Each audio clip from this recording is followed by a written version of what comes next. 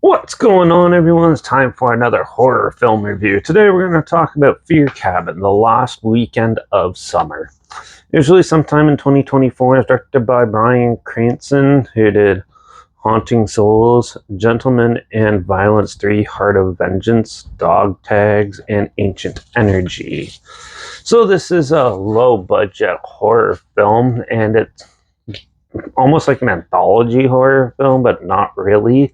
So a group of friends go and they decide to go spend the last weekend of summer at a cabin, which ends up being haunted and starts possessing them and trying to ruin their weekend. Some of them have to end up getting killed, and some of them end up just going through terror, and it's up to them to survive. Typical horror plot.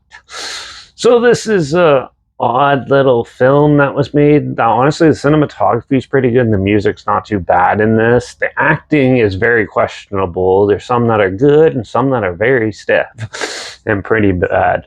But the characters in this are your typical horror characters with not much really to go on because of the way it's structured. Now, the story is the biggest downfall for this film because half of this is dream sequences, which I absolutely cannot stand in movies. And like some of them will just pass out, and there'll be a 20-minute dream sequence of like the ghost telling them about the past. Now there is some good humor mixed in with these parts, but yeah, it's very typical and stereotypical of these. There's not very many scares or creepiness to it because it's overly bright, and the lighting is just takes away the suspense and fear of this. It kind of just comes a little dull when they're in peril or when the ghosts are trying to get to them and stuff, are attacking them. And that there is some pretty amusing deaths in this, and overall this film does have some entertainment to it, but it's pretty dull and it just abruptly ends. There's nothing really conclusive about it. Those dream sequences are so random in this.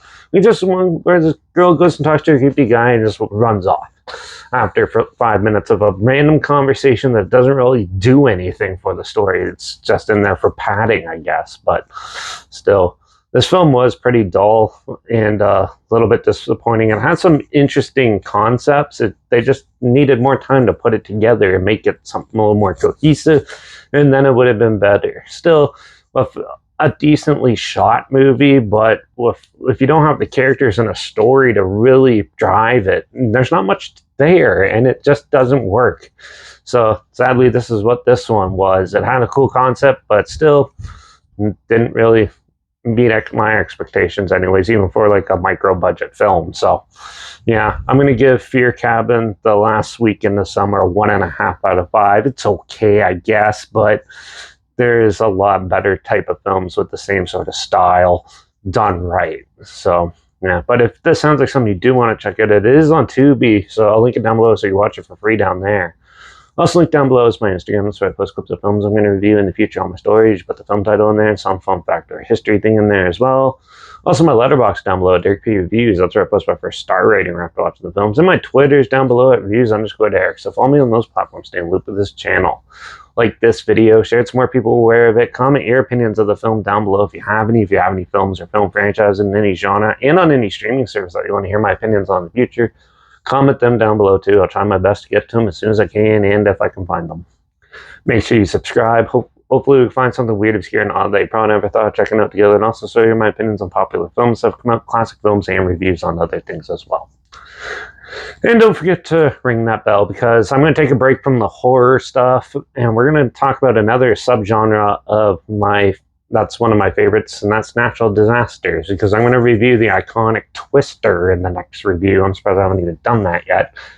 But yeah, that's going to be in the next one. So make sure you tune in for that. Watch out for all those haunted cabins out there that people are spending the summer and fall time at, because it's perfect time of year to do that, to go spend time at a haunted cabin. And I guess I'll see you all in the next review. So until then, cheers.